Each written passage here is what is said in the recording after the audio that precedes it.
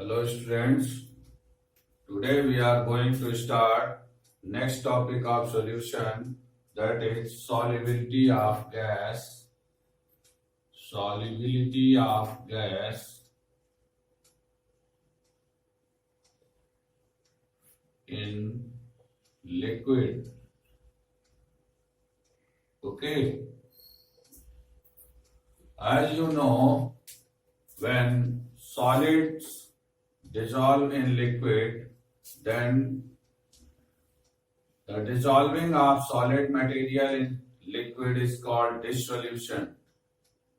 Same here, when gas dissolve in liquid and gas is dissolving in liquid, this is called dissolution.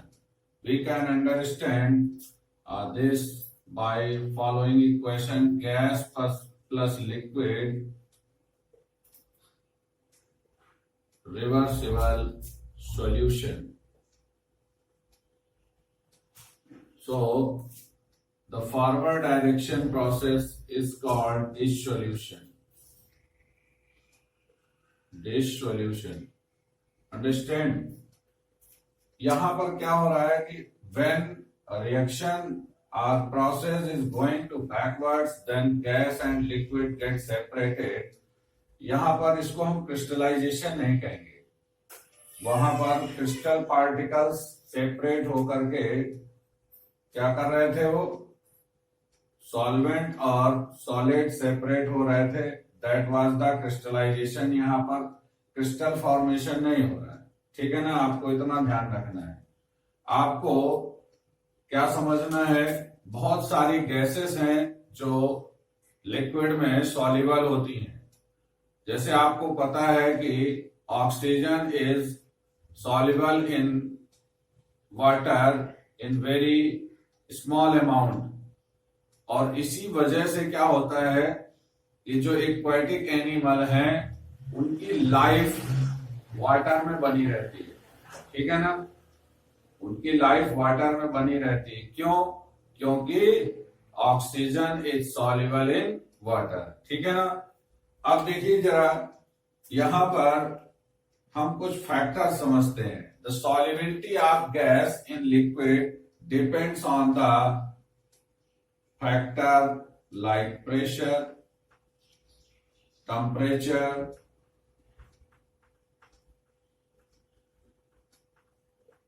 and nature of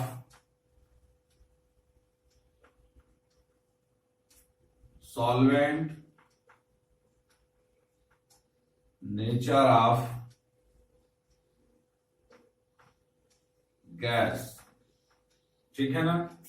तो सबसे पहले हम pressure को discuss कर लेते हैं. How pressure affect the solubility of gas. तो देखिए जरा, हमने यहां पर एक कंटेनर लिया. ठीक, इस कंटेनर में हमने ये लिक्विड भर रखा है.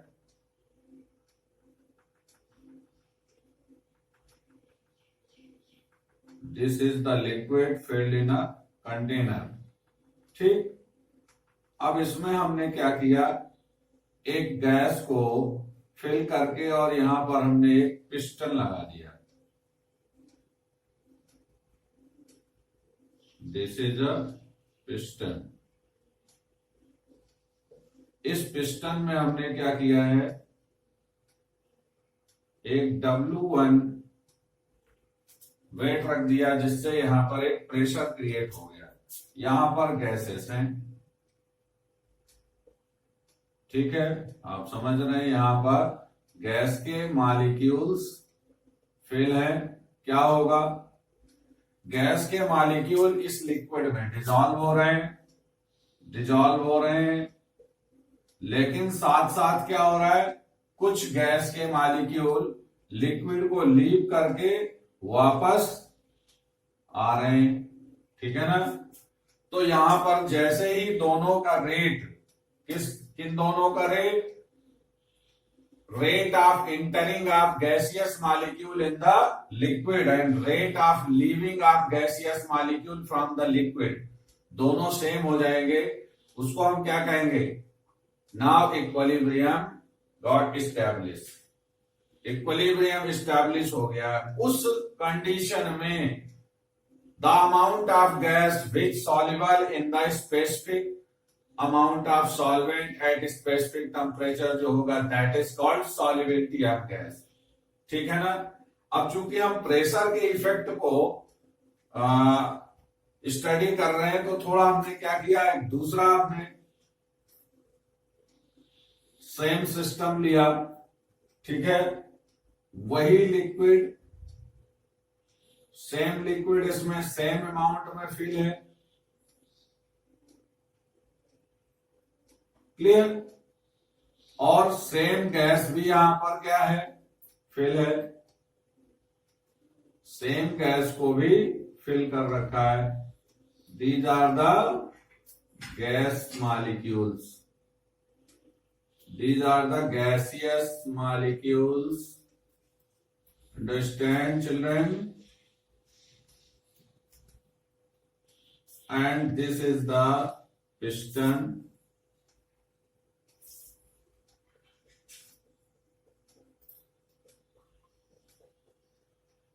and now weight is W1 plus W2। अब हमने क्या किया, प्रेशर इंक्रीज कर दिया। जब प्रेशर इंक्रीज कर दिया तो क्या हुआ, यहां पर गैस के मॉलिक्यूल मोर अमाउंट में, मोर मॉलिक्यूल लिक्विड में इंटर करने लगेंगे। ठीक है ना। And very less molecule leave करेंगे, very less molecule of gas leaving the liquid. ठीक है ना।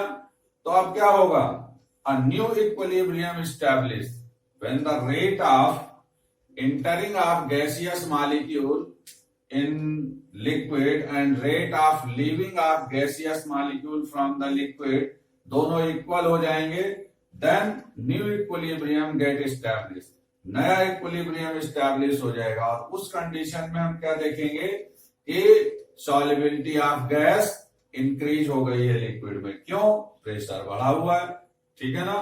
प्रेशर बढ़ने की वजह से क्या हो गया, यहां पर गैस की सॉल्युबिलिटी इंक्रीज हो गई। ठीक है ना। तो हेनरी जो साइंटिस्ट हैं, हेनरी ने क्या किया, स्टडी की, और हेनरी ने इसकी सॉल्युबिलिटी के बारे में बताया। हेनरी का जो स्टेटमेंट है वो क्या कहता है,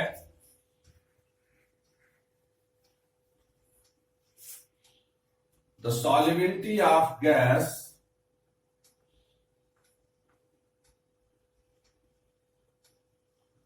the solubility of gas is directly proportional to the pressure of gas over the liquid। ठीक है ना। जैसे यहां पर गैस का जो प्रेशर है लिक्विड के ऊपर, उसी प्रेशर के डायरेक्टली प्रोपोर्शनल होगा क्या, सॉल्युबिलिटी ऑफ गैस। ठीक है ना। यहीं पर डाल्टन ने स्टडी की, और डाल्टन ने स्टडी करके क्या पाया कि जो सॉल्युबिलिटी है, ठीक है, उसके जगह पर अगर हम मोल फ्रैक्शन को फाइंड आउट करें, जो प्रोपोर्शनैलिटी आएगी वो मोल फ्रैक्शन के प्रोपोर्शनैलिटी में ज्यादा ही नियर अबाउट आंसर आएगा। ठीक है ना। तो उससे क्या हुआ, हेनरी लॉ को चेंज करके और क्या कन्वर्ट कर दिया गया, the partial pressure of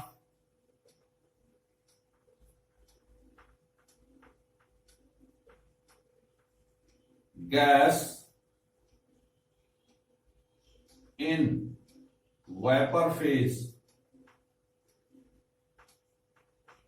in vapor phase is proportional to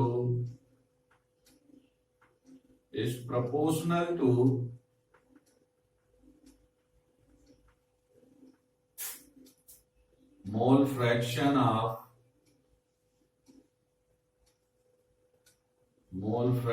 of gas in liquid, ठीक है ना, mole fraction of gas in liquid.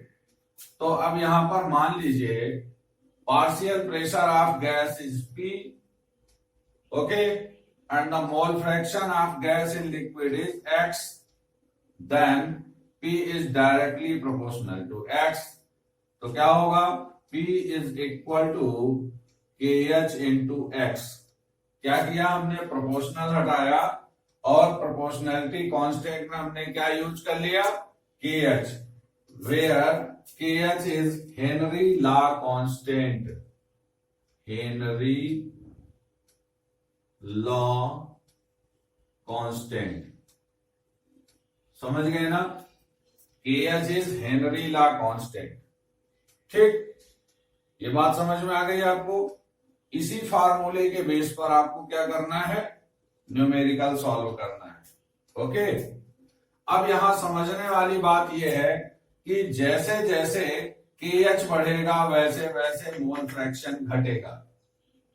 किसी कांस्टेंट टेम्परेचर पर और स्पेसिफिक प्रेशर पर अगर किसी गैस के हेनरी लॉ कांस्टेंट की वैल्यू बहुत स्मॉल है, इसका मतलब उसका मोल फ्रैक्शन बहुत ज्यादा आएगा, इसका मतलब उसकी सॉल्युबिलिटी बहुत ज्यादा आएगी, ठीक है ना। इसी तरह से अगर किसी का KH बहुत बड़ा है तो आप समझ लीजिए कि उसकी सॉल्युबिलिटी बहुत कम होगी।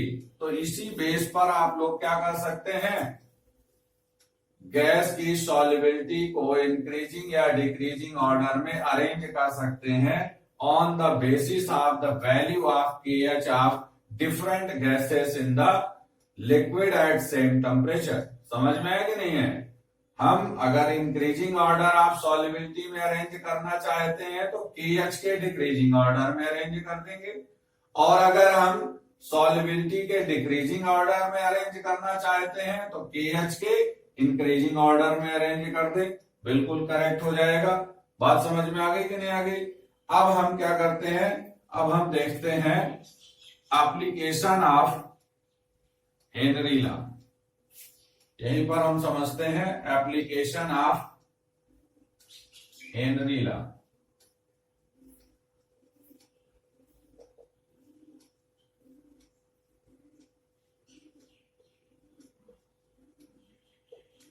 हेनरी लॉ का एप्लीकेशन क्या है, आप सभी कोल्ड ड्रिंक पीने के शौकीन हैं। आपको पता है कोल्ड ड्रिंक में क्या होता है, सोडा वाटर में कार्बन डाइऑक्साइड को डिसॉल्व किया जाता है। कार्बन डाइऑक्साइड क्या है, गैस है।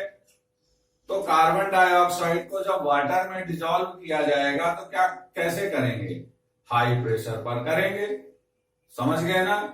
कार्बन डाइऑक्साइड की जो KH वैल्यू है वो रूम टेम्परेचर पर 1.67 अप्रॉक्स होती है, ठीक है ना। तो जैसे जैसे हम क्या करेंगे, कार्बन डाइऑक्साइड गैस का प्रेशर लिक्विड में बढ़ाते रहेंगे, कार्बन डाइऑक्साइड की सॉल्युबिलिटी क्या होगी, बढ़ती जाएगी, और जैसे ही रिक्वायर्ड सॉल्युबिलिटी उसमें आ जाएगी वैसे ही हम क्या करेंगे, उसको सील कर देंगे। तो सोडा वाटर जो सील किए जाते हैं under high pressure of carbon dioxide, ठीक है ना।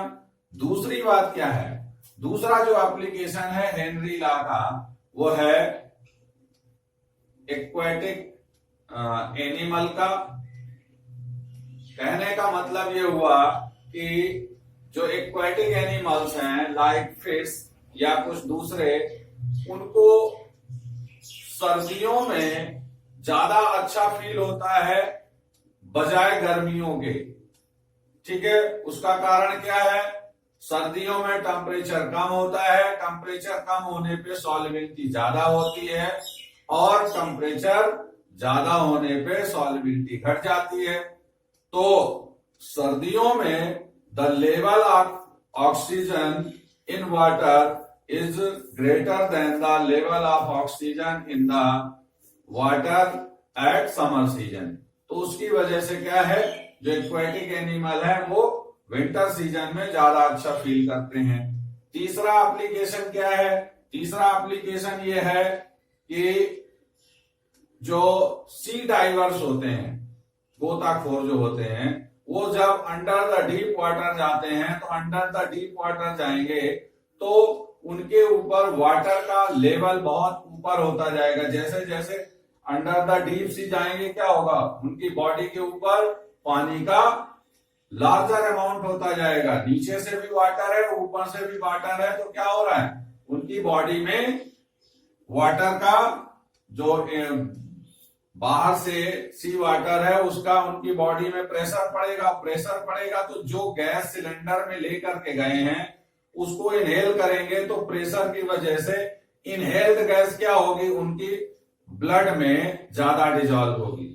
और अगर उस कंडीशन में वो एयर को सिलेंडर में लेके जाते हैं तो नाइट्रोजन इज अबाउट 78%, तो क्या होगा, solubility of nitrogen get increased in the blood of sea diverse.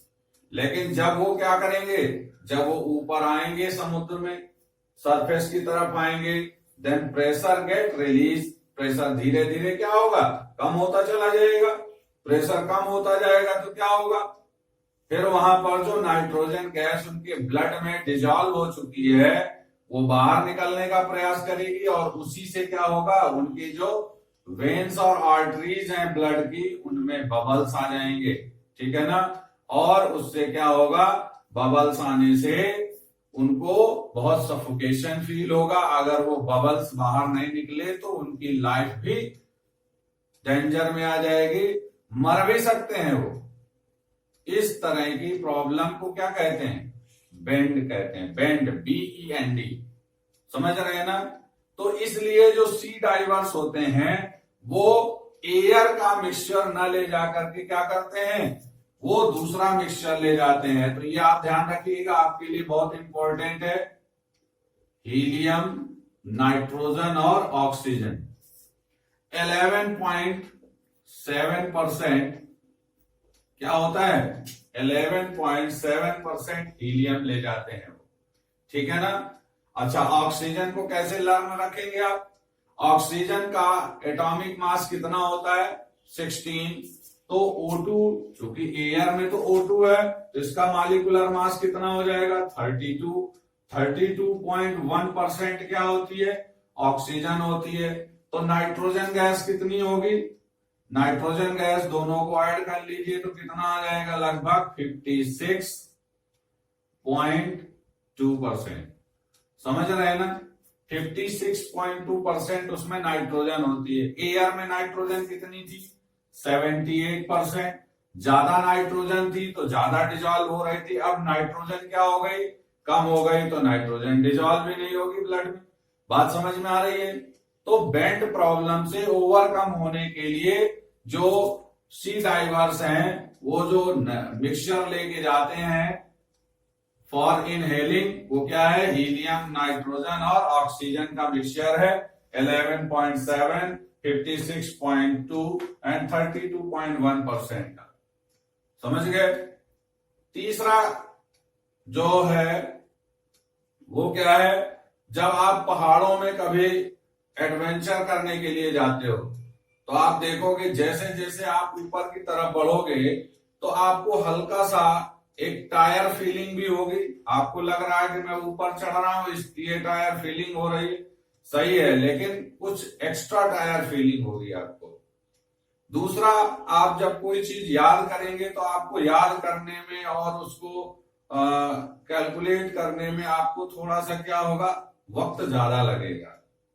इसका कारण ये होता है कि जैसे जैसे आप ऊपर की तरफ बढ़ते हैं, हाई एल्टीट्यूड में जाते हैं, द लेवल ऑफ ऑक्सीजन क्या हो रहा है, डिक्रीज हो रहा है। ऑक्सीजन का लेवल डिक्रीज होने से क्या हो रहा है, आपका जो ब्रेन है वहां पर ऑक्सीजन का लेवल कम हो जाता है, जिससे सोचने समझने की क्षमता कम हो जाती है। बात समझ में आ रही है। वहां पर रिमेम्बरिंग पावर क्या हो जाता है, कम हो जाता है। उस प्रॉब्लम को क्या कहते हैं, उसको कहते हैं एनॉक्सिया। समझ रहे हैं ना, एनॉक्सिया। आपको ध्यान रखना है कौन सी प्रॉब्लम होती है, एनॉक्सिया। यहां पर कौन सी प्रॉब्लम होती है? जब नाइट्रोजन के बबल्स आ जाते हैं ब्लड में, उसको बेंड कहते हैं। ठीक है ना? चलिए आगे चलते हैं। बहुत जल्दी से हम क्या करेंगे, इफेक्ट ऑफ टेम्परेचर को समझ लेते हैं। इफेक्ट ऑफ टेम्परेचर को इसी क्वेश्चन से समझेंगे। देखिए, gas plus liquid change into solution, ये रिवर्सिबल प्रोसेस है। जब गैस लिक्विड फॉर्म में जाएगी तो एक तरीके से कौन सा प्रोसेस हो जाएगा, ये कंडेंसेशन हो जाएगा। क्या होगा? Condensation. The conversion of gas into liquid state, this is called condensation, and the conversion of liquid into gaseous phase, this is called evaporation. ठीक है ना? तो यहां पर क्या होगा, जैसे जैसे आप टेम्परेचर बढ़ाएंगे तो रेट ऑफ कंडेंसेशन डिक्रीज होगा। as we increase the temperature, rate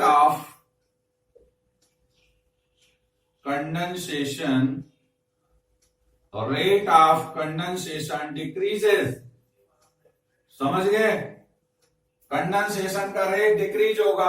अच्छा, दूसरी बात क्या है, यहां पर देखिए जरा, ये गैस है, ये गैस के मॉलिक्यूल हैं, दूर दूर हैं अभी, और ये कंडेंस हो रहे हैं, तो क्या हो गया, गैस का मॉलिक्यूल बिल्कुल नजदीक हो गया।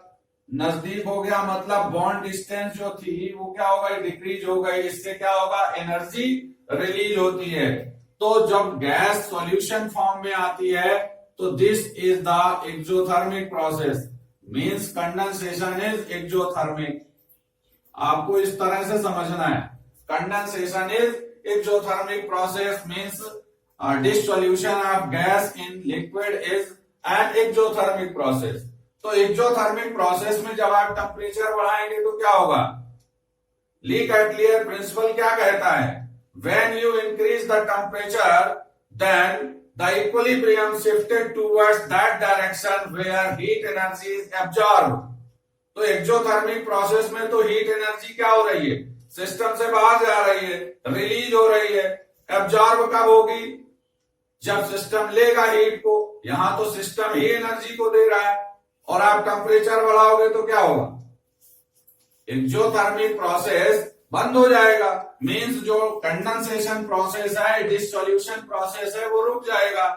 इसलिए बच्चों, टेम्परेचर बढ़ाने पर सॉल्युबिलिटी ऑफ गैस क्या होती है, डिक्रीज होती है। बात समझ में आ गई आपको? ठीक है ना? उम्मीद है आपको बात अच्छे से समझ में आ गई होगी। Thank you.